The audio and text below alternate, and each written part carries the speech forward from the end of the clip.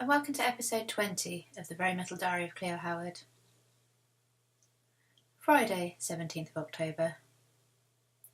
Some bits of school are easy, dear diary, like textiles or English, or ignoring all the nonsense that Karina Norman comes out with.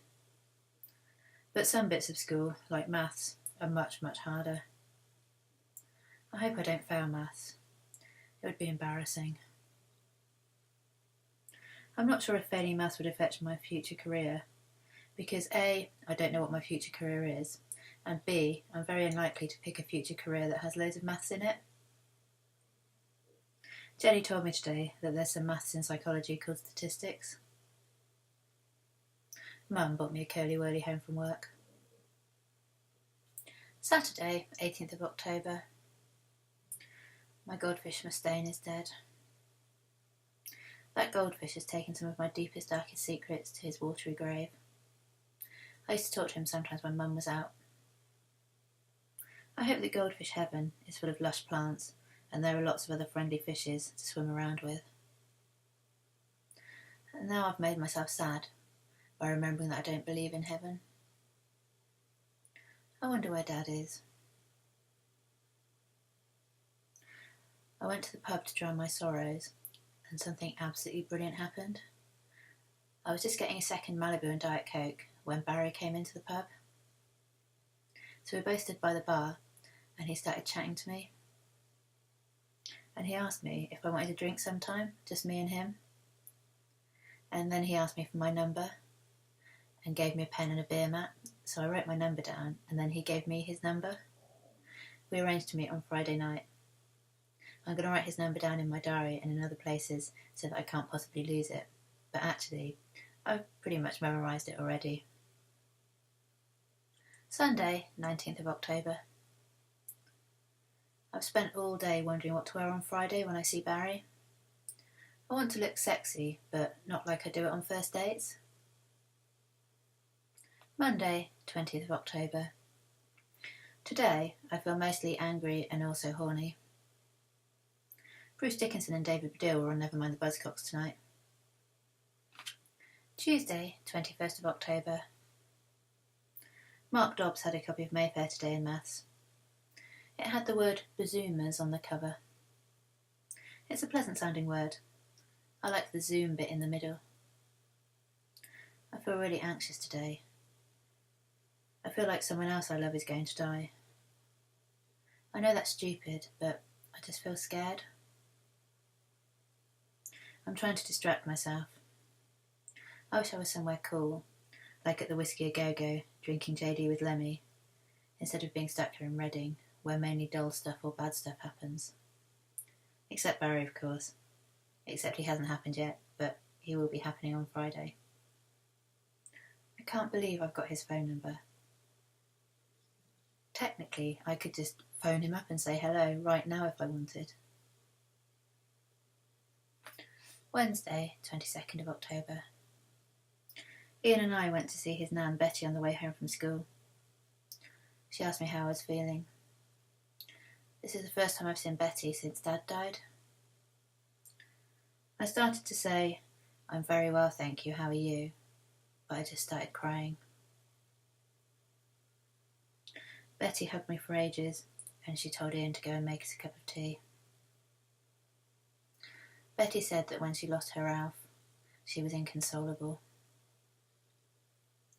She said it absolutely broke her heart. She told me that the sadness will always be there, but that gradually, day by day, little by little, it will get easier, and the happy memories will start to come back more than the sad recent memories. Betty told me I could go around any time I wanted a shoulder to cry on, or a cuddle. Thursday, 23rd of October.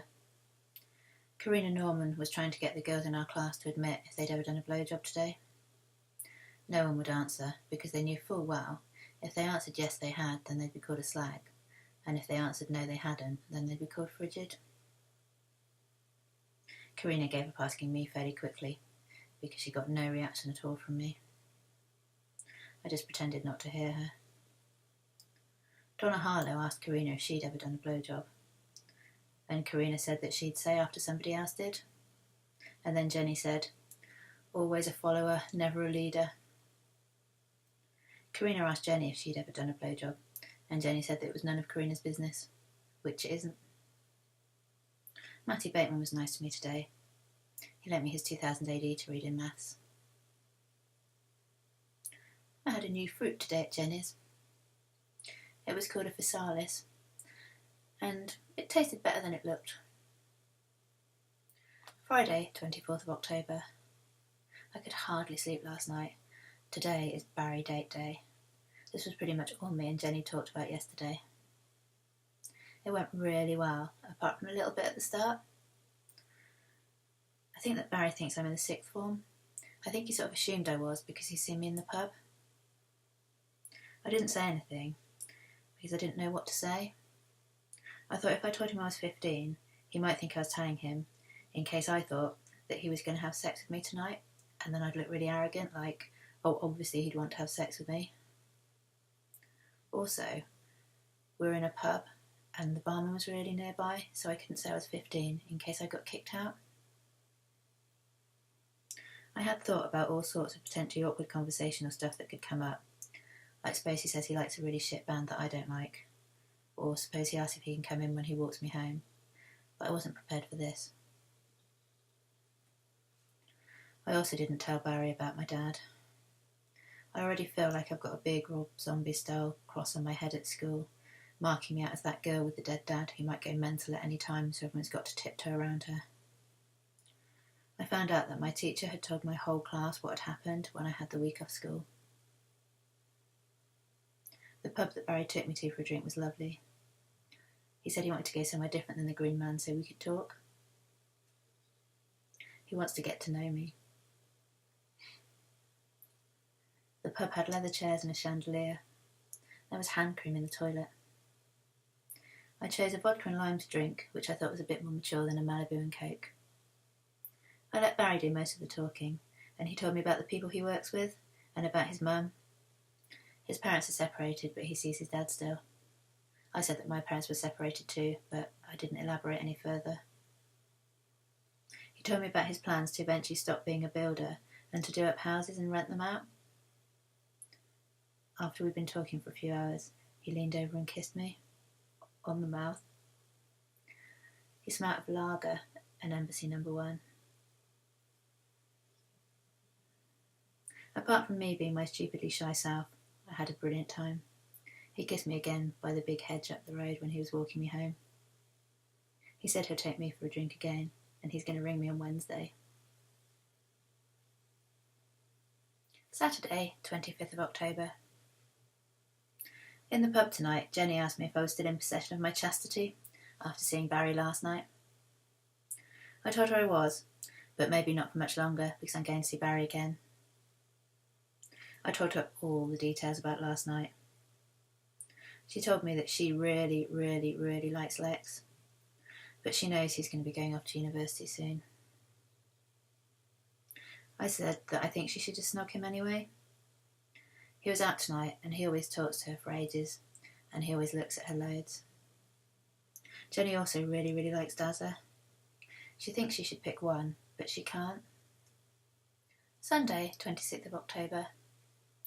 The clocks go back today, so I get an extra hour of weekend, but I feel like I'm wasting it. Nothing seems important anymore, except going to the pub and Barry. I keep remembering how he smelled and how he felt when he kissed me. Monday, 27th of October. Today, I mostly listened to White Zombie and felt restless. Tuesday, 28th of October. I stayed up late tonight writing my English coursework, and while I was doing that, I wasn't thinking about Dad being dead, or about Mum being annoying, or about Barry thinking I'm in sixth form, or about any of the other niggly annoying stuff in my head. It's really good to focus on something and exclude everything else for a while. I think I actually want more English coursework. Wednesday, 29th of October. Kerrang is full of Aussie this week. They've spoiled it with a Bon Jovi poster though. Barry phoned me. Mum was out, so I could talk to him fairly normally, and we talked for ages. I'm going to see him again, but not this Friday, next Friday. He's working a lot of overtime at the moment, and I'm going to a party at Jenny's this Friday. He said he's looking forward to seeing me again. Thursday, 30th of October. After school I went to HMV with Jenny. She bought My Life with the Thrill Kill Cult's A Crime for All Seasons album, and then we went back to her house to listen to it. Friday, 31st of October. Today is Jenny's favourite day of the year. Well, apart from Christmas, her birthday and Easter. Her parents are letting her have a small Halloween party while they're out for the evening at their friend's 50th birthday party. And Mum has said I can stay over at Jenny's, which is brilliant because it means I won't miss any of the fun. Jenny has invited me, Ian, Lex, Mopey, Dazza, Shot, Ella and Lizzie. I helped her to make bat-shaped cookies and pizza. Ella suggested that we play Spin the Bottle.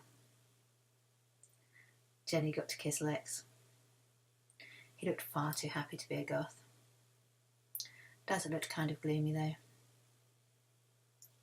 I wonder if they both know that she likes them, and I wonder if they both wish that the other wasn't there as competition. I'm glad my love life is much more simple now. It's Barry all the way.